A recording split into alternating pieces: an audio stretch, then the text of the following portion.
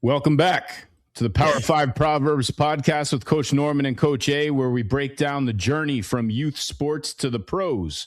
Whether you're a young athlete, a parent, or just an overall sports fan, this is the spot for you. I'm your host today, as always, MC Mike, and I'm joined alongside two Permian Basin coaching legends, Coach Norman and Coach A, and today's very special guest, Jonathan the Big House Gray. Big house. Yeah. Big house.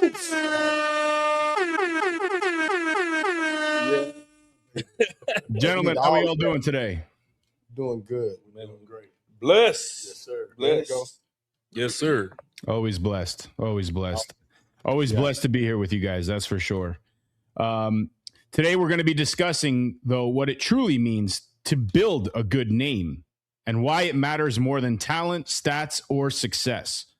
We're going to break down how your daily actions, your attitude, and the way you treat others all come together to shape your reputation. Using discipline, trust, respect, and accountability, every choice you make is either strengthening your name or working against it. Because at the end of the day, your name is your foundation, and it's what will open doors, earn that respect, and define who you are long after the game is over. But before we jump into any of that, Coach A, lead us in today's prayer, if you mind. My pleasure. This episode is sponsored by JMR Service, expert in plugging and abandonment. When it's time to safely close oil and gas wells, JMR gets it done right, protecting the land, preserving the water, and making sites safe for the future. Trust the team that seals with integrity. JMR Service. All right. Let's bow. Oh, dear Heavenly Father, we thank you for this opportunity to come together to speak, to listen, to grow. Father God, we ask that your presence be upon us at this time, Father. Father, I ask you guide our words, guide our thoughts, guide our hearts, Father God. Lord, we pray that every athlete, every parent, and everybody that's listening, Father God, that they grow stronger, not only just physically, Father God, but mentally and spiritually as well, Father. Give us the wisdom, the protection, and the courage to do what is right. I pray this in your Son, Jesus Christ's name. Amen. Amen. And amen. Amen. Post-Lentil season prayer. Well done, sir, as always. All right. Well, let's jump into today's proverb. I mean, I had a little bit of a ramble as far as the intro, but I think this is a good one, and I think we're gonna, break this down pretty heavily throughout the episode. And Coach Norman, why don't you lead us in the proverb? Yeah, man. So we got Proverbs 22:1. Proverbs 22:1 says, "A good name is to be chosen rather than great riches, and favor is better than gold." And favor ain't fair. No, that was John Norman on the last part. Just add a little bit. Yeah, man, a good name is to be chosen rather than great riches, and favor is better than silver and gold. So yeah, man, it says, I mean, it's exactly what it says. It's your name is more favorable than any riches out there in the world. Shoot, it's a lot. Man, I'm laughing because the song that comes to my mind is a couple of them, but I was over here thinking about, I want money, lots and lots of money. I was thinking about that song, man, but that's talking about them riches and all of that. You know what I'm saying? Right. And but your name is a whole lot more valuable than that, man, and worth more. Because that's one thing my daddy taught me too. Is you can lose everything, but your name is what's going to be your legacy or what you leave behind or whatever that may be. So yeah, man, that's what I take from that. All right. Well, let me jump in there.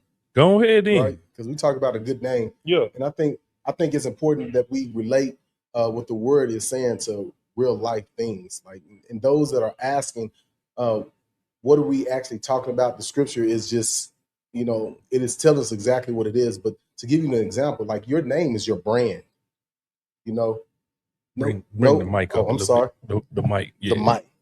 Your name is your brand, Yeah. right? And what have you done to build your brand? What have you done to build your name? Yeah. You got to remember all the hard work, all the failures, all the successes.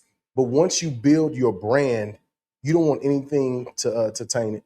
You know what I'm saying? So your name is your brand, and what you do is more than what the world can offer. Yeah. As far as the monetary things, right? So that's a little something to keep in mind. Look, I'm gonna just go back to when I was a child and I went to school, and my mama used to tell me, "You bring shame to my name." Oh wow! And so I just start that far back because, again, now that I'm a parent, and all of the things that I've been able to accomplish on the field and off the field. And so that name that's on the back of those jerseys and things of that nature, to your point, Antoine, that is a brand, right? And to me, it's stronger than Nike, the billion-dollar company. It's stronger than any of these other logos that's out there because it's deeply rooted. It's rooted in value, as far as the principles that we bestow upon these young individuals. And so I just remember that far back when you talk about name and having pride in that name. And when you go to school, you want to be at the front of the classroom and you don't want to bring shame to your family, because I remember my mom being a teacher and, my family name had a little bit of value because my mom was very intelligent. And so, you didn't want to go in school and be a class clown. And because when you came home back when we was coming up, not only did you get the whooping from your mama, but the neighbors whoop you all the way to the house. Yeah. So that's what this Proverbs 22:1 brings to mind when it comes to that name. And then of course, just having the opportunity to build on that name, right? And of course, having my government last name, and then of course I was able to build upon my nickname, the House. So that's what I think about. That's awesome. Well, we're hopefully going to get that story because I definitely want to know how that happened. Obviously, you're a big dude, so I'm sure that has something to do with it. I'm with all of you guys on this, man. I look at something like this, and the first thought that comes to my mind is something I learned pretty much the hard way with respect to the way business runs, is that money comes and money goes, right? It's a tool to get you from lily pad to lily pad as you jump through this journey of life. But at the end, your name, and this is sort of why your kids generally have the same name as their parents. Like, you want to pass that legacy on from generation to generation, as long as you can get it, as much as you can get it done. And then basically when you build on that legacy, and when your kids look at what you've accomplished, the hope, or at least in theory, is that they one up you and your name continues to grow even after you're long gone. But I'm gonna take a little bit of a sports spin on this. And one of the things that I love about this proverb as it relates to sports is that, especially in a team sport, something like football, the name on the front is really what matters the most, right? And that is the chosen name that could build a legacy over a period of time, whether it's a successful lineage, whether it's, unfortunately for Cleveland Brown fans, a destructive lineage. The point is that as a team, you become one name, right? And I grew up watching Army at West Point. And one of the unique parts that I always loved about them is that where the name typically goes on the back of a jersey, it says Army, right? They are one unit. They are one team name. And therefore they rise together, they fall together, they go through hell together, and they reach the promised land together in some cases. But all that, sort of linked together with what I mentioned at the beginning, that doesn't come and go like gold or silver. That stays, in place as long as it can go. So again, as we start, sort of dissecting this and implementing it just in the back of our mind on our day-to-day lives, it while money is an important tool that gets us to where we need to in some cases, it's not a forever endeavor, right? Something like your name. And I think that if we try to reverse the priorities on some of those occasions, maybe we look at things through a different lens a little bit better. Yep. That was a great summary. Shoot, I mean, even with I noticed teams because they don't do it in high school, and but in college, you have a few of those teams as well, like Penn State, and I think they just started doing it. I think, but they used to not put their name on the back of their jersey, Right. So the Yankees are notorious for that.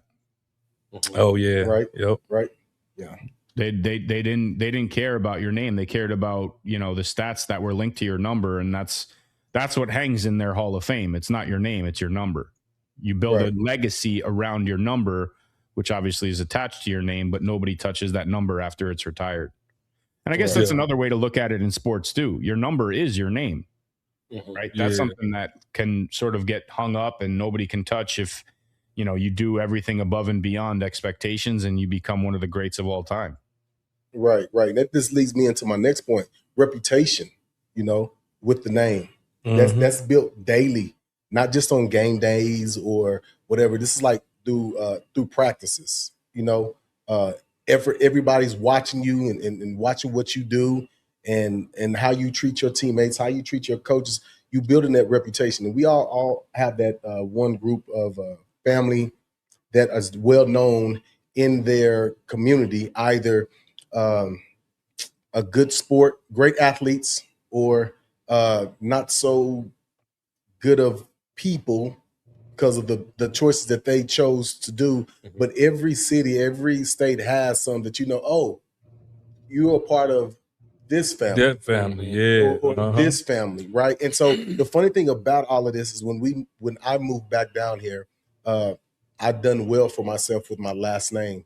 And my kids was coming up and they kept asking, like, how does everybody know who you are? And when they say, oh, you're Antoine's son, Alexander, right? And so that's one thing that I've always stressed to my kids. I want y'all to be better than me, especially my son. I need you to be better than me to keep the name going because he's the last Alexander. Yeah, that's one of the regrets that I have from having kids and stuff. I only had one son. You know what I'm saying? It's not too late. No, it's too late now. You best believe it's too late now. Shoot, I ain't trying to. Well, I'd rather be a pawpaw than another than be called daddy again. There he go with this. Yeah, man. So but that's spot on what you're saying because we run into people all the time and I tell somebody my name is John Norman and Norman, which one are you? Right, which one are you? What I'm saying? Yeah. But it was cool too. I was on social media one day in my downtimes. So this was a while back, to be honest with you. But it was somebody that posted, what names do y'all remember from the east side or the south side of Midland and stuff like that. And boy, it was just funny knowing all the names. You had the Goodleys and the Bowers and the Pertiles and the Alexanders and it was Alexanders too. Just one. He said just one. Right. But the Colemans, people said that, and it was just good to reminisce about like all of the names that we knew growing up. Right, you know what I'm saying? And just trying to carry that lineage on, boy. I guess Deuce better hurry up. Get it going, huh? He the last of the Mohicans. Right. For the Norman right now. Let me ask an important follow-up because obviously we're all dads, right? We're all family men too. At what point is there a line in the sand between reputation and expectation when it comes to holding the value of a family name? I I think I want to jump on that one. So I have two sons. One just graduated from college, Western Kentucky, played D1 ball, defensive end, and got a 19-year-old that's currently in college and a freshman at Oklahoma Baptist University. And so for me, my college career, I would say, was pretty fair. You know, I had a pretty good career and was touted all Big 12 or all conference a couple of years. And so most would say that my college career was pretty good. And so when my oldest son started on the journey, he had his expectations set really high. And so he came out of high school as a 3-star athlete, signed with Iowa State. He wanted to play in the Big 12 like dad. And so what I told him was, son, you have to understand the difference in the leagues, right? When you go to the big leagues, you go up against talent that there's money, assets behind their abilities. So you in high school, he played against the South Lakes and the Denton Geyers and those programs. So he was, I think he was battle tested, but what I wanted him to understand was that his career is not my career. Right. And this is the why. My struggles is not his struggles, right? He grew up in a gated community. I grew up with, water getting cut off every now and again, lights getting shut off. So I had a purpose, right? I saw my mom working 2 and 3 jobs and she struggled. So I think that the reality is that those expectations for our kids, we have to understand that the struggle is completely different, right? So the hunger for success is not the same. And so when we had that conversation, I think it took a little bit of pressure off of him because, most would say his shoes that he had to try to fill were a lot larger than he was able to fill. Right. And for me, I realistically, it was, son, I need you to get a degree. I need you to match the diplomas that I have on the wall. Right. And I have my master's degree. So that was important for me to really level set with him of what that true expectation was, because at the end of the day, after, getting an opportunity to go be on the Cowboys team and then, health reasons, and then life happened. And so now I have to get back into the real world with what my mom always told me, that degree is eternal, but that athletic ability at some point is going to have an end chapter. It's going to fade. Dang, boy, that's some good stuff right there. You explain that to the fullest. You can fade out, start the outro, and we be done with it. Huh? We can just cut it now, man. That was gold. No, it's very well said. And, I think this correlates actually with the proverb we did on a previous episode with respect to walking your own path as a man, right? I mean, it takes parental guidance sometimes to explain that to your kids. Like, look, we did what we could to provide you with the life that, was better than what we had, hopefully. Right. But at the end of the day, now it's your turn to sort of pick up the baton, walk on your own journey in hopes that you can pass on a better life after, for your kids.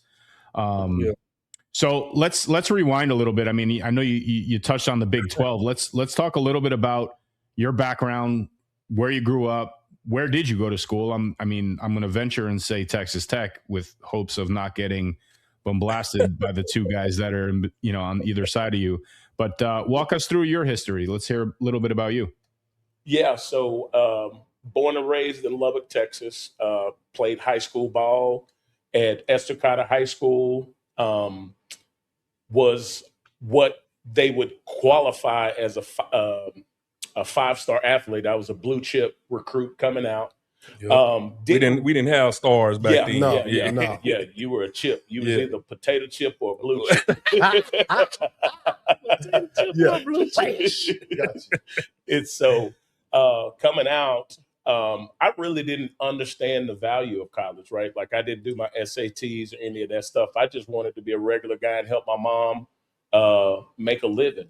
And so I actually didn't go straight off to college right after I graduated. I sat out a year and worked and did that thing. And then one day I woke up and was like, man, I want more for myself. I want more for my life. And so walked into Spike Dyke's office and he had been recruiting me since I was in junior high school. So I knew the opportunity was there, but after a year of sitting on the couch and enjoying Burger King and Man, I didn't know McDonald's. that. No, I didn't either. I'm See? gonna let you in on the story now. Here's a little story about a man named Jed. Barely kept his family fed. And so, I sat in the head coach's office and I just told him, "Hey, I'm ready to change my life." And so, at that moment, he put me on scholar, or I had to go pay for that summer semester, maintain a 2.0 GPA. So I did that. And then he said, as soon as that fall came up, they would put me on full scholarship. And so at that time, I was just kind of lost because I was just like, okay, man, I'm a little bit older, don't really know what this is about. But let me tell you, when I got into the program, from having to work at a gas station and having to do all of these odds and end jobs and not really making ends meet, but just living paycheck to paycheck, it was the avenue that I needed to really, and I'll share this with you. I was driving for a specific water company and I was hauling water, and I was on my way back from San Angelo and I fall asleep at the wheel of this big box truck full of water. Okay. And so when I wake up, I'm about 500 feet from a drainage ditch when I wake up. Wow. And so at the moment, everything just kind of settled down. And there was a thought that kind of came in my mind, and it was, how do you want to be remembered? And so I instantly, like after that whole deal, that was when I went into Spike's office and sit and talk to him. And, I wanted to bring value to my family name. And so that moment kind of sparked that journey. Right. And so when I look back and I go through the tour days and, we're in West Texas heat, it's about 110 on the turf. Right. And that was just the thing that resonated for me as to why everything was worth it. And then of course, having a praying mom, that don't hurt. Right. Right.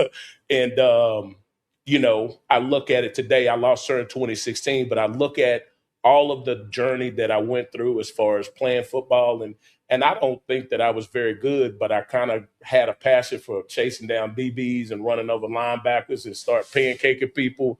And, it was definitely a show. But man, don't let him fool y'all, man. That boy, his name was Big House for a reason. He wasn't one of them big sorry. No, taking up uniform space. Yeah, man, shoot, he was out there wrecking boys. He was wrecking players and fans. Yeah, shoot. And I ruled out punter on my list. What position did you actually play? Yeah. Hey, and I have to say this, like when he say running down DBs, he really did. I never forget, like I was fast. And they would always say, hey, backside corner, you got the cap off, take off. Big house, laughing.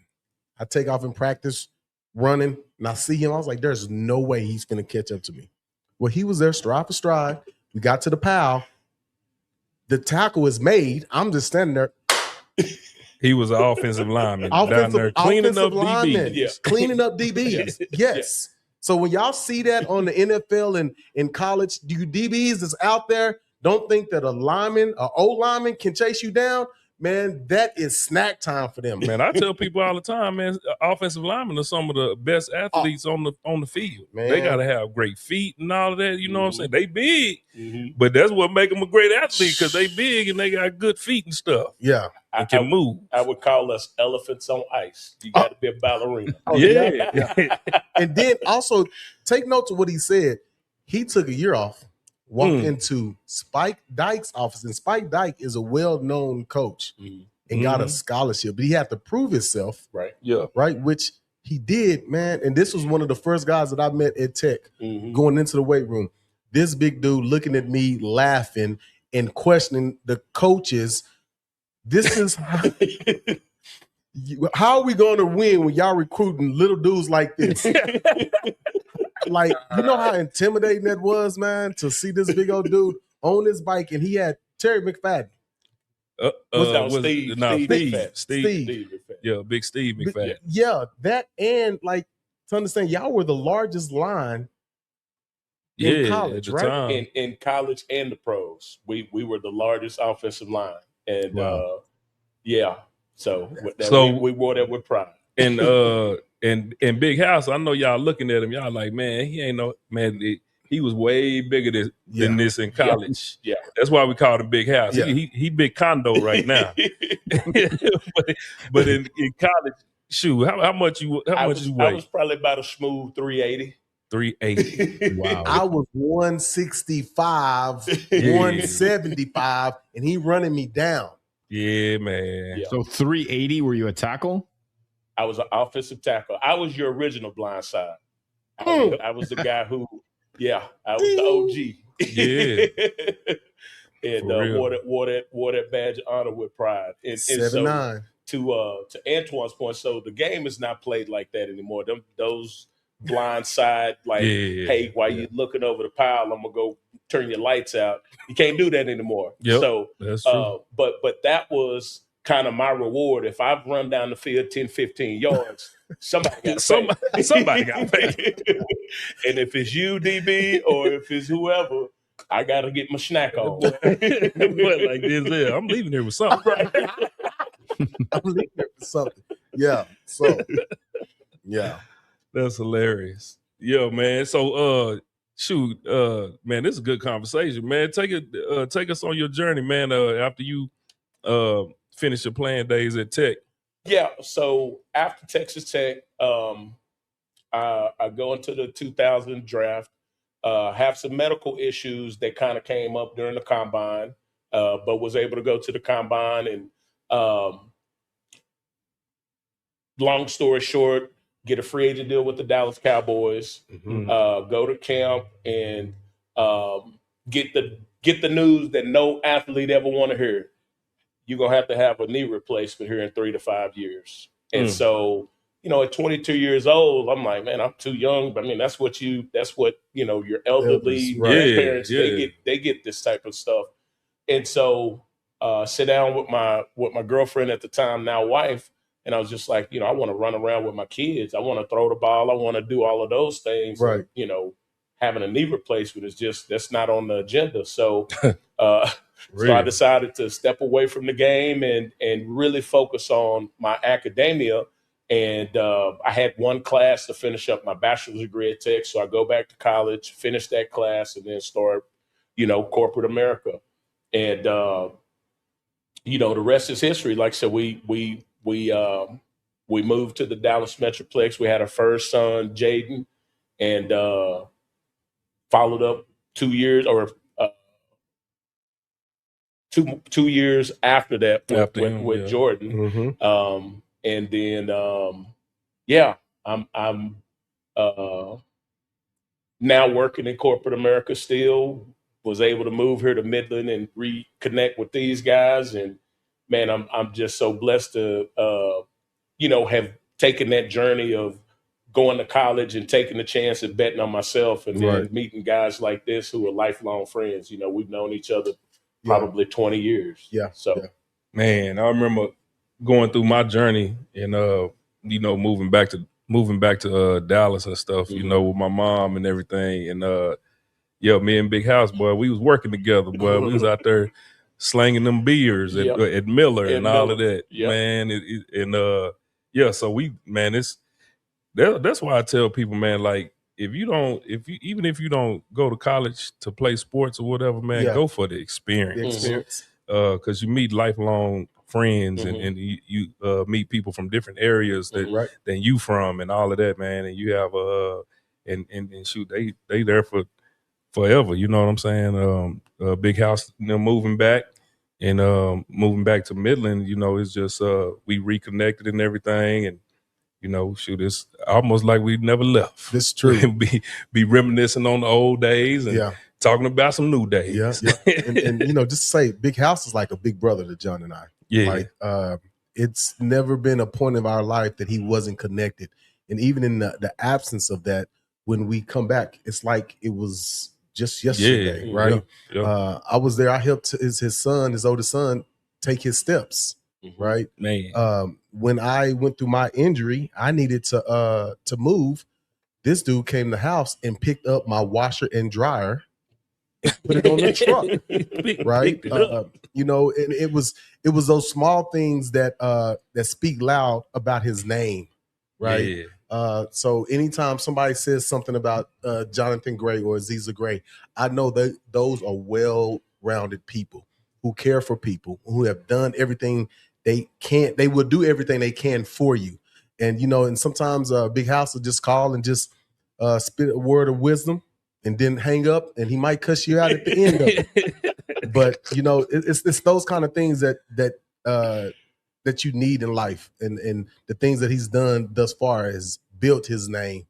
And so whenever I look at his sons, I know what to expect because of what their dad has done. Right. Yeah. So, and I would just say, I appreciate those kind words, guys, but truly, this is a brotherhood, right? Yeah. Like you said earlier, Mike, when you were talking about Army and West Point and they have the name on the front, but that culture of we're all fighting to get that championship or the bowl win or the win at the end of the game, but you got brothers that you're doing it with. And, if you're lucky enough, you get to learn about their families and where they come from and a little bit about who they are. And so really, this is a brotherhood. Like I said, these guys are my brothers, and there's nothing they can't ask me for ever, right? Maybe a piece of chicken every now and again. The last piece of chicken in the bucket. You might not. No, but seriously, and I'm very blessed to have met these guys. Like I said, I met these guys when they was 18 years old, and they coming in, bright-eyed, bushy-tailed, and me and one of my other linemen, we sitting on the exercise bike because we had to cut some LBs, so we're in the corner, and they came in, and at the end of the day, when we were able to get on the field and put that blood, sweat, and tears on the field, and then now looking at us now. We're doing it in life. Yeah. We still that brotherhood, but we trying to win the game of life. Right. And pulling for each other in those aspects. Right. Well, that's one of the things that I found most intriguing about your I guess post-collegiate career. However brief or whatever that moment is. I mean, at some point you recognize the fork in the road that either led you down to the possibility of continuing this dream or focusing on what you felt was more important, right? And running around after your kids is obviously that was top of mind. But I like, at the beginning I mentioned that this show is really for, athletes, young athletes and their parents. And I think this is an important, piece to understand because somewhere along the line here, we've sort of fell into a trap where everybody thinks their kid is going to make it to the NFL at 4. Right. And they're going to constantly push them in this direction, get them all the training and travel teams and all the different, bells and whistles. But again, the part about life is usually second to that particular dream. And I think what you just described, I mean, look, you had an opportunity to not only participate at the level post-college, right? Even at the combine, being invited to the combine is an honor even of itself. But then you get to play for or at least go out and participate with your home team, I guess, professional team. I mean, I'm assuming you're a Cowboys fan growing up in Texas. I mean, that's got to be a dream come true. And we also live in this weird world now. I'm sorry? We got the Texans too. We got some Texan fans. Yeah, but there was like a little lull in between that. I mean, I just didn't want to. I'm saying, I just didn't want to just say I'm all Cowboys. Anybody west of I guess Dallas is always, or at least in my experience, has been Cowboys. But the opportunity to go out there and build a name in a legacy franchise like that, an honor in and of itself. But we also live in a weird world today where, and I'm going to use baseball as the example, players will go through the gauntlet their entire career leading up to the professionals. And then the minute they get their contract or get drafted, they'll go in for a major surgery like Tommy John. Right. I mean, it's almost at the point now where you want to get that out of the way and then sort of heal to have the better part of your career post surgery. Right. And you looked at it from a different prism of, well, this could impact my life, not just my career. Yep. And what I would say, Mike, to that is, so you made a really good point as far as parents pushing their kids to be and thinking that they're going to get to the pot at the end of the rainbow. And what I would encourage parents not to do is that, right? Because it's just like parents trying to tell kids that vegetables are all great for you and they're going to make you big and strong. And that's the first thing they kind of step away from. The game of football or any sport, baseball, basketball, you have to develop a passion for it, right? That's when it's like, and I remember this conversation with my oldest son. I said, it's like that girlfriend that you can't stop thinking about it. When you wake up in the morning, you think about it. When you go to bed, you think about it. Because fall asleep on the phone kind of there type you go. stuff. With that long cord. And I can only reference football because that's where my expertise is, but you are literally running your body into another human being over 50, 60, 70, 100 times. You have to love the game, right? And even basketball, you jumping up and 10 feet coming down, those knees, they're not built for that. So and so what I would encourage parents to do is get them to understand the fundamentals of the sport, understand what's behind it, the camaraderie, just like this thing, you're going to have friends that you may have for a lifetime, right? And you get to compete at certain levels with those guys. And then when they get that passion for the game, when they get that love for the game, because, if I'm on the field or if I'm at practice, my friends are at practice and I want to be where my friends are. Right. Then once they get that passion and that love for the game, then it's easy. You don't have to worry about waking them up to get them to go to practice and things like that. No, it's super important, man. And, again, I don't know who falls into the trap first, the kid or the parent, right? I mean, again, we look at all these, different social media trends of different athletes promoting themselves, and obviously Madden has been in the game for quite some time, and everybody sort of envisions themselves that way. I mean, it's weird to look back at your playing career, but I'm gonna ask all you guys this question: at what point did it not become fun anymore? And what point did it cross the line into being more of a business mentality? That's a good question. That is. I'll start. Yep. So I played when I got the opportunity with the Eagles back in 2001, and I made it to the last cut. Then I was out, and so I started playing arena football. And when I played arena football, that was fun. It was a fun game and all of that. But I moved around place to place, different cities. I started out in Wichita, Kansas, and then I was in Lubbock, and then Corpus. Got traded for a Happy Meal. The first, first trade. Then then I was in Odessa, and then my last stint was in Lakeland, Florida. And I remember being in Lakeland, Florida, and man, I used to so I had a phase of my life of my career in football. When I was in high school and stuff, I wasn't a big hitter. I was more finesse. I would hit, but that wasn't what I was known for. Even in college, it was the same way in college.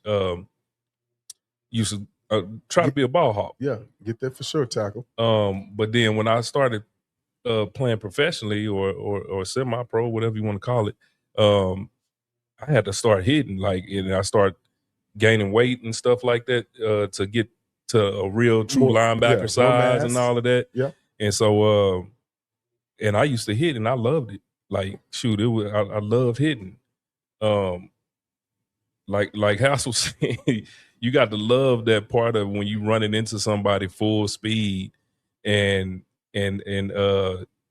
like it's just it's a collision every time. Violent. It's a violent collision. Mhm.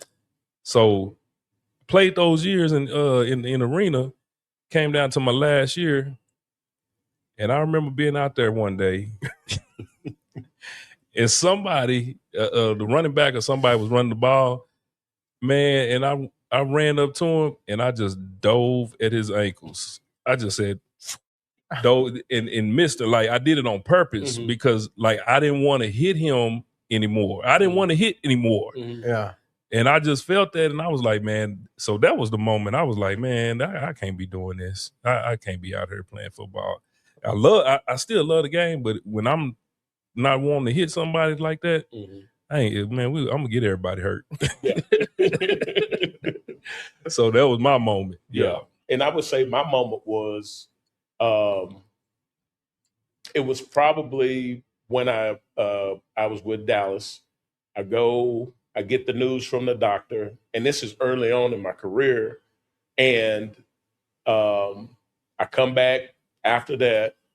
We go through another camp, and I start contemplating, like, is this worth it? Right. And I think I had signed a 2-year decent contract, but I was asking myself, I said, is this worth it? Like, you know, if you got to go rolling around in a wheelchair after your children, is it worth it? Right. And I wasn't like a first round draft pick, you know, where I had guaranteed this kind of money. And so I say that was the time then. Now, after the fact, you know, I played some arena ball with John and Antoine, and that was fun. So I don't consider that you know, football, because you know we going on Greyhounds, and I mean it's just I consider that time of my life. I just said I was fresh off the couch. You know. Probably, again, probably 390 pounds, 80 pounds, but it was fun to reunite with your brothers and compete at that level, and then be, you know, in front of your home crowd, you know, most of them who kind of knew your name and knew of you, and then, you know, that journey kind of ended it, and now they get to see you in an arena that they can sit in there and watch you play. So that was my journey.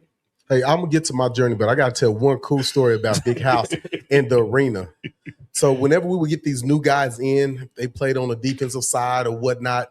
The test to see if they would make the team was to go 1-on-1 with Big House. Right. And so they'll put them up against other guys, and you know they getting the best of them. But then everybody move out the way. Big House will walk through, get in his little stance, snap the ball, the defensive player come off, and Big House will just slam him and just be laughing like he laughing now. We're like, oh, so he didn't make the team. So that was pretty cool to watch House do that. But for me, my journey, I didn't quite make it to the NFL or to the Arena League. I was plagued by injuries. During our little combine at Tech, I pulled my hamstring during the NFL scouts there, right? Yeah. And so that hurt. The pro day, yeah. So that hurt my chances. Antoine will be back in 2 weeks. See what you can do. I got well. I ran. At this time, Big House was gone, of course, and John had made his way to Philadelphia. I get a phone call from an agent. Hey, Sean Springs pulled his hamstring. They need somebody to come and replace. Well, I'm waiting for my chance. I had to sign with another agent. But during the NFL things, whoever get the deal done, that's who they're gonna go with. Unfortunately, I didn't get my deal done before, so I was never able to make it to the NFL. Then all of a sudden, John comes back, Big House come back. We're gonna play for the arena team in Lubbock. Oh, I get another opportunity. Lubbock Lone Star. Lubbock Lone Star. So I'm ready. I get a chance to get some film. Well, right before we start, John and I go to the student center at Tech to play basketball. Out there hoop. I jumped to dunk, tore my patellar tendon. This was, I think, a week after my wife gave birth to my first child. And so I'm laying out and couldn't do anything. So I missed that opportunity, but I got a chance to watch these guys. And then fast forward to when John made it to the Roughneck in Odessa. Yeah. I had, did I tear my patellar tendon again? I did with I Taylor. think so. Yeah. I tore it again. But then a couple of months after that, maybe a year or whatnot, John called me and was like, hey, I need you to play. We need a linebacker. It was something that he said that they needed. And he was like, the Jack. I know you can play it. Do you want to play? Well, I looked at my knee and I was like, man, I tried to squat 225 and couldn't do it. So there was no way. So injuries that plagued me, I got a chance to at a very soon in my career to realize that it's over, right? And some people go through that. Some people have the feeling the way John did is like, I don't want to do this. But I can't recall a time we played against Nebraska.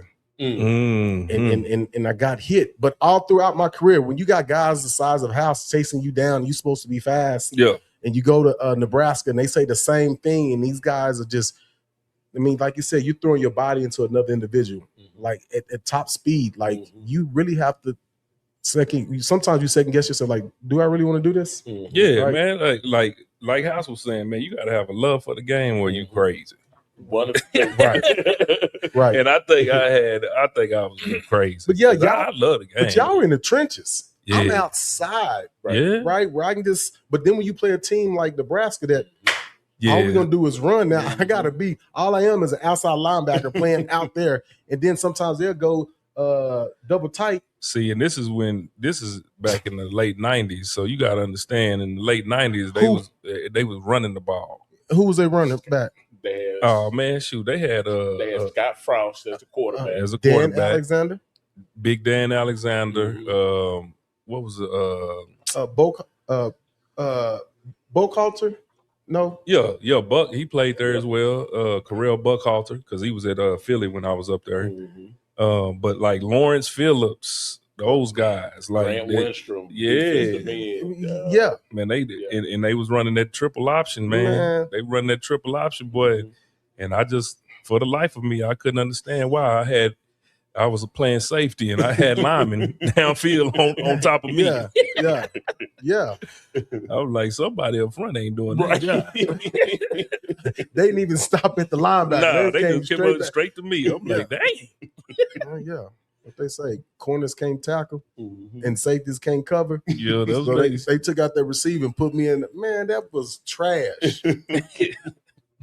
God, you know what I love about all three of those stories? The fact that you guys came to this sort of business realization, somewhat later in your careers, right? It wasn't high school. I mean, you guys were all superstars in high school, but it's very easy to fall into that trap then. And I guess you were still having fun with it, which is great.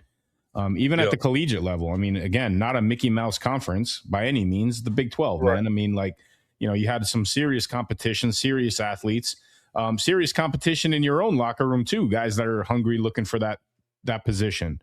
And it was still the ability to have fun, even though I'm assuming there was still a business mentality in some way, shape, or form. I realize it's not the same now, right? No.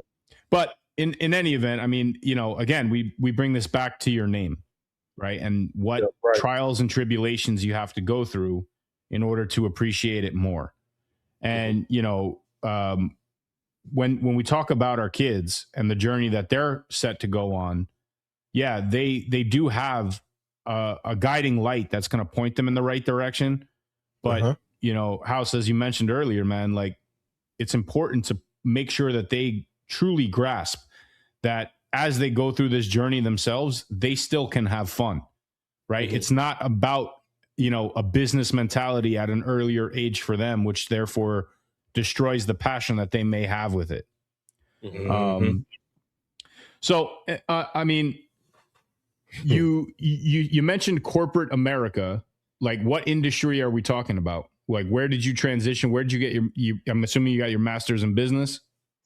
So I got my master's from Southern Methodist University in engineering. Engineering. Okay. What kind of engineering? So it's mechanical engineering. So I was working at Bell Helicopter. I worked there for about a decade in the finance department, and had an opportunity that company would pay for your education, but it had to be at Southern Methodist University, and it was something that I've always had a passion to do, even when I graduated and got my bachelor's degree, and that was just from uh, my mother just instilling in me education, education, education. And so later in life, she was able to get her bachelor's degree, and she was probably like 50.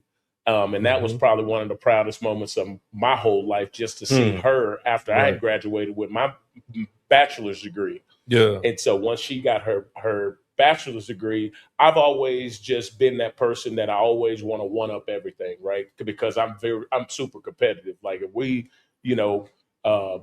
playing hopscotch, I want to beat you to the finish line. And so when she got her bachelor's degree, I said, "Mom, I'm gonna get my master's degree." And so I see her eyes light up, and she was like, "Oh, that's a great thing." And I've always wanted to make my mom proud, right? I think that's for me was what it just really kind of resonated with, like, because not being able to get the NFL contract and make the millions of dollars, which I don't think that would have made her happy. I think getting my master's degree was one of the things that just made her heart feel full. Good. And unfortunately, I lost my mom before I was able to cross the stage. But from heaven above, I know she's watching, and she's super proud of me. And so I always, make sure my kids understand that your parents, as a kid, they don't really realize the responsibility of making their parents proud, right? Because we make so many sacrifices, and we invest so much, whether it be financial or just that time.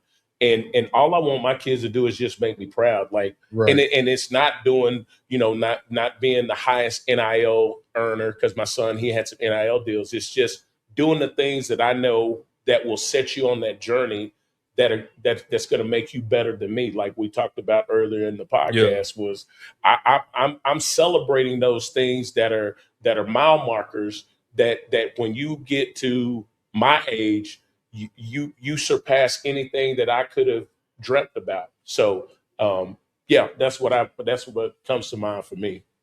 That's cool.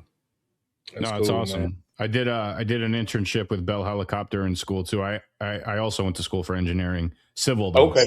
Okay. And ironically, the bulk of my career, however, with engineering has been mechanical. So there's a lot of crossover with that. But it's so important, some of the things that you're bringing up with respect to family, man. And I hope this is the point that gets driven home the most today, because it correlates everything what we're talking about with the proverb too, right? The family, the name, the legacy that you're leaving, like everything that you're going to end up leaving your kids is a path of how they should walk, how they should live. And what I love most about that story you just told about your mom is that, like, you made the decision to get the master's, right? Like, she didn't need to push you in that direction. She told you how important it was. You grasped the concept, and then you moved forward on your own with it. And regardless on however it ended up, man, I'm sure that's what made her the most proud. Absolutely. And I just try to instill that in my own kids. Like my oldest, he just graduated school. He just shared the news with us that he's going to join the police force and go join the sheriff's department. And so, we give him a hard time, but that's one of the things for me that he has decided to join a profession that protects not only me but civilization, right? So I remember him sitting in his interview, and he kind of talked about the tumultuous thing between the police and that whole thing. But I said, Jaden, here's the deal that's honorable, is that you have the opportunity to change that perspective of how people see the Right. police officers, right? Right. And I said that it all starts with treating people like people, right? Yeah. And so, I just, it's one of those things that I'm super excited that to kind of watch him on this journey, Yeah. and kind of see how it plays out for him. That's Well, it's cool. giving back to the community, right? I mean, like that, you can't ask for anything better as far as anybody in society. And speaking of that, the two gentlemen on either side of you, they've started something very, very, very special in the Midland area, giving back to the community, right? What started off as a little football league has blossomed into a gigantic interstate football league, and now branching into the local elementary schools and giving them the opportunity that did not exist before. When you sit there and you see, obviously you talk about brotherhood and you see your two brothers sort of going through this journey, what emotions, what thought comes to your mind as far as the path that they've chosen with this and really what they're giving back? And I'm super stoked for him. I mean, I remember when this idea started on a napkin. You know what I mean, Mike? Right. Like, and seriously, it was just a conversation that I really want to do this. I think that this is a good it'll be a good thing, and now to see what it has evolved to, it's tremendous. But it goes back to that name, right? Being a servant of the community, and that's what both of these guys have always done. And so I think it comes back from when they came up here in this Midland area, what was available for them, Right. And now they see that was a void, and it's still a void for these young kids to be a part of something that obviously was a vehicle for them to navigate where they are today. And so, man, it's a beautiful thing, and I've been able to kind of support where I can, and at some point, when I grow up, I want to take part in it, because I think it's it's a beautiful thing when you can impact lives at such a young age, Right. and really give them the fundamentals of what. And we're talking about a sport, right? But it's a vehicle to kind of connect everybody understands that this is something that we compete at, but to get it from people like John and Antoine, who have made it at the level that they made it on. So that brand and that I guess the certification, they got the stamp on it, right? So a Joe Blow off the streets who was a high school phenom who didn't have the journey that they have, I don't think that this league would be at the capacity that it was without these guys' name on it. Man, I appreciate that, man. The MRD, man, that was a perfect segue. Yes, it was. Man, the MRD has been blowing up. Coach A, you want to talk about the MRD? I do, man. That is just, I'm at a loss of words for what the MRD is providing for those kids that haven't had the opportunity. Yeah. Right. And I'm more excited about the camaraderie that is building within the schools. Yeah. And not only building within the schools, but we're getting parent volunteers. Yeah. And then with the parent volunteers, you have some of these kids that went to these elementaries that are coming back coaching. Man. So it's just a recycle of good things that are happening. I mean, the first day that we had this, we had parents coming up and teachers coming up telling us, thank you guys for creating the MRD. And again, before I go any further, let me just tell you guys what it is. Yeah. Midland Recreational Division. Yeah. It's a football cheer program that we put together to integrate into 6 elementary schools here in Midland. And the schools are Pease Elementary, Bunch Bears, General Franks, South Eagles, Bonham Tigers, and Milam Mustangs. And so we went into these schools and let them and told them that, hey, we got a program, a football cheer uniform, a football cheer program to implement, and we want to use this to just bring the community, from the parents to the players to the school, give these kids something to play for, and they'll be competing against the other 5 schools. And so we've been doing just that. And the thing that the teachers are saying about this, they're able to use this as a almost a tool to foster good behavior and academics, right? So everything that we do, it's a foundation to build upon another foundation, because the way we're treating this is the same way that they're going to be treated in the middle school, and then the middle school go into high school. So from our communication and the way we conduct ourselves on the field is the same as what they would get in the middle school. And also, this is giving opportunity to some kids that have never had the chance to play. Had the opportunity. Never, be it whatever the reason is. But what we're seeing is that there's a lot more kids in Midland area that can play.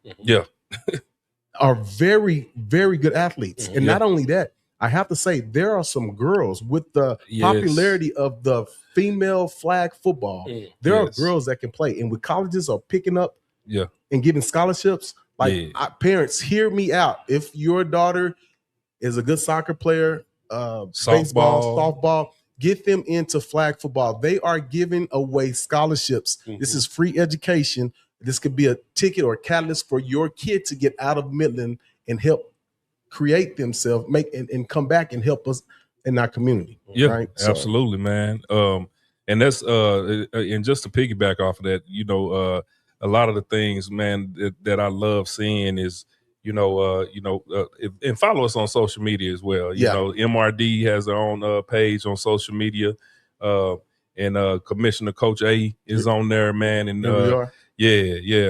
And just reading the different comments from people that's, man, Coach A, my daughter, I'm so glad you're doing this. My daughter has found a new love for flag football, right? With which she never had the opportunity to play or didn't play for whatever reason or whatnot. But this right here sparked that in her, and now she's out there and loving it, right? And she gets to do these things with her with her teammates, her classmates, the kids that she's gonna see in school every day. Even the other, we got a teacher from which was it, Bonham? Yeah, she a teacher from Bonham. She was like, man, the kids, they wore their uniforms on Friday and they just walking in the halls, high-fiving each other and stuff like that. And she said they've never done that before. Right. Never done it. Not only that, but Johnny, Coach Norman, John, not only that, is that there's kids that wouldn't normally talk to other kids. Yes. But this is one thing that is bringing them together. Bringing them together, right? man. So so it's we got other schools and stuff that's out there. Why we can't bring that to this school? Why we can't? Well, we coming. We coming. Let's just put it like that. So man, it's cool that you guys mentioned, like, providing the opportunity that kids don't normally have. I mean, I'm thinking that this is going to be a story 10 years from now about a kid going to college and where it all started. Getting that D1 scholarship because they tapped into an athletic ability that didn't even know existed, because that opportunity wasn't there until they strapped on some cleats and put on a belt and ran through everybody without people yanking their flags. Right. So, those things are all tapping into the potential, right? The kinetic energy that a community has.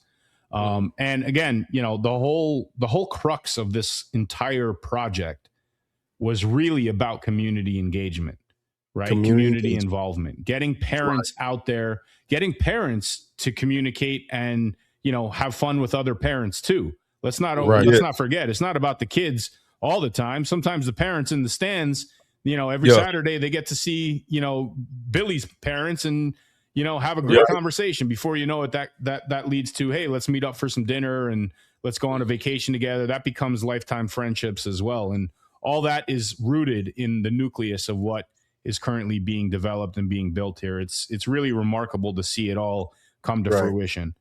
And again, this is just the start, right? We can't really use the term beta or pilot anymore because it's not. It's a proven concept. But this is, it's hard to sit back and sort of remind ourselves this is only a few months old as far as implementing a lot of this. And it's the beginning of something that's going to blossom into an entire forest of possibilities and potential. It's really remarkable to see. Yeah. Man, and speaking of, the 2-month thing, we did we did this in 2 months, man. We put all of this together in 2 months. Yeah, we talked about it previously and everything, but when we were implementing the action and going at it, did this within 2 months, man, and we got around 500 kids. Wow. Got right Exciting. around 500 kids out there on the field, man, and the cheerlead from cheerleading to football playing, and some of them doing both. Yeah. I mean, and know don't what I'm forget, we got mascots too. Yeah, I was just gonna say, when you went to the schools, man, how many kids were jumping out of their chair waiting to be mascots? Yeah, Right. I want to be a mascot. It's just opportunities everywhere, man. It's exciting. And you can get a scholarship being a mascot too. Yes, you can. Yeah, Yes, you can. I didn't know that, but I found that out. Yeah, You can get a scholarship being a mascot. Yeah, But go ahead. I'm sorry. But this MRD, I mean, this opportunities, the kids were able to. There is a $25 registration fee, but along with that registration fee, they get uniforms, and the uniforms are top notch. Along with the uniforms, they get their own flags, they get their own halo. Yep. Right, and the cheer, they get their uniforms with pom poms, and we got mascots. And not only did they get all of that, the uniforms, but they were able to get a physical. Yeah, you got physical. Physical. Man. Like some of these kids, let's be real, man. They don't have the means to get to doctors and things of that nature. Yes. But they were able to get physicals for free. We were able to provide that for them. Yeah, that opportunity. Exactly. Right. And then and we can move on after this, Mike. But Coach Norman, you hired Rodney Blackshear, yes, as the coach for the Black. Yeah, we'll be getting him on the podcast soon.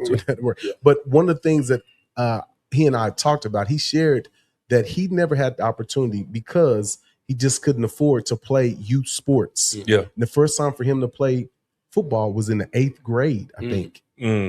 So, and if he didn't have, what would have happened if we didn't have MRD? There's a lot of kids that we saw, and I'll speak about Bunch in particular, a great athlete. I won't even say his name, but he's just out there having fun and don't have a clue what he's doing. But he is very talented, a quarterback. Yeah. Right. And so if we didn't have this, and the kids that don't have the resources would just have to sit back, because youth sports is expensive. Yeah, it is very expensive, especially when they travel. But that too. But it's expensive just local leagues and things of that nature. Yes, so, Coach Blackshear, he just expressed to me like how important it is for us to have MRD, because he was one of those that could not afford it, and he had to wait till he got in middle school or 7th grade or 8th grade to play, and you are sometimes that much further behind. Yeah, when you get in there. Right? Yeah, we talk about that all the time. Yeah. And I wanted to just add this point to this topic, because if you don't give kids something to do, they will find something that may not be as productive to do. Right? So that's how I look at the MRD. Idle hand. MRD is a conduit, it's an avenue, it's a vehicle for these kids who are less fortunate.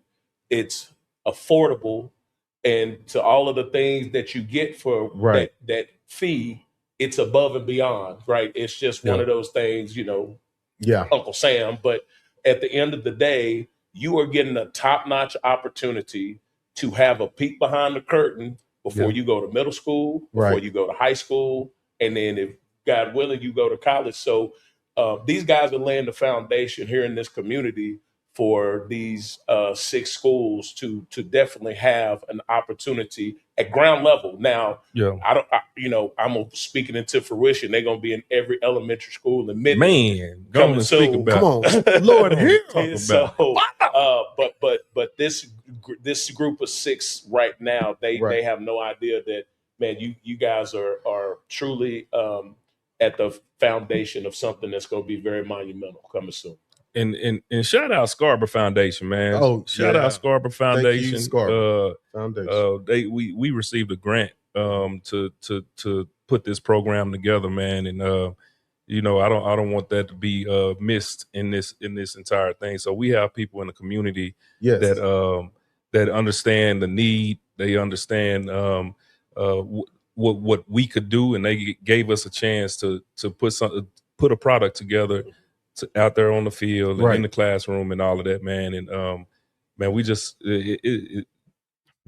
I gotta say it, man. Like Midland, okay, I'm gonna tell y'all, Midland is per capita has the highest number of nonprofits and things of that nature. Okay. But Midland is very giving, and we have foundations, and all of those things. And man, they give to a lot of people in need. You know, we have homeless coalitions and things of that nature. We have people who feed the kids at school. You know what I'm saying? Like, because there's a lot of kids that's not eating when they get home, and they sometimes can't eat a meal at the school, so they, you know, pay the school budgets for Extra, the extra money and stuff for that. So yeah, man, I just wanted to say, man, shout out to Scarborough Foundation, man, for allowing us to fund this deal, you know, to where we can keep it at a low cost for the families, and man, just everything else that comes along with it. So I want to add, because I think it's important too. I mean, we talk about both on the field and off the field, right? So, you know, we could talk about some of the elements with like the 3 C's program, right? Like, all of that is implemented. And I'm trying to share my screen right now real quick, but bear with me a second here.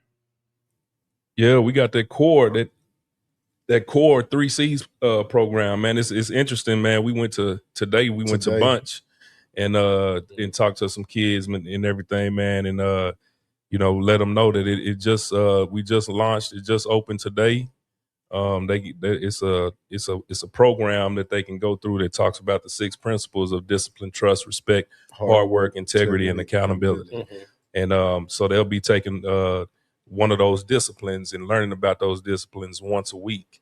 And then I told them at the end, you know, they're going to get a certificate, but then we also going to choose a MVP, a core MVP, man, and you know, see if we can get them. It'll be a different gift and a different prize for those kids. So it's exciting, man. All of the cheerleaders are going to take it. The football players are going to take it, and yeah, man. In 6 weeks, man, we'll have this rolled out, and it'll be done, and we'll see who comes out on top with the MVP, the 3 C's MVP. Yeah, exciting times, man. Yeah, this is super special. I mean, you know, it's a full-on curriculum, right? I mean, it doesn't take much time to run through each weekly module, probably about 20 to 30 minutes. But again, you know, we talk about community involvement. This is a way for parents, guardians, even friends to get together and sort of, complete these things together. And as you said, like, we have some really cool elements that are going to transition back onto the field in recognition of completion. So overall, man, I mean, it's a phenomenal program. It really shines a light on a bigger picture at the end of the day, rather than being, the highlight reel athlete. It's a little bit more than that. And I really hope that that's the takeaway that a lot of kids get from it. Absolutely. Absolutely.